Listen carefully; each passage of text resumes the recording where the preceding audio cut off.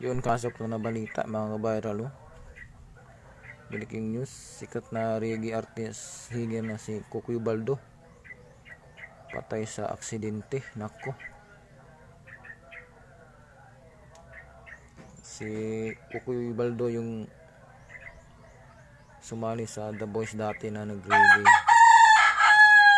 Patay ang Bacolod reggae singing si Kukoy Baldo matapos maaksidente sa barangay Mandalag, Bacolod pasado 1:00 ng umaga. Grabe, ngayon lang to. Kagabi lang to. Rest in peace, idol. Grabe. Idol ko man to si Kukoy Baldo, wala na. Kasi unique yung poses niya.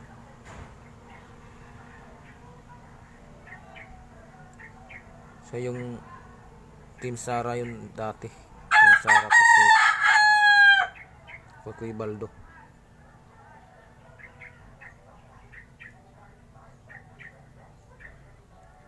Grabe naman.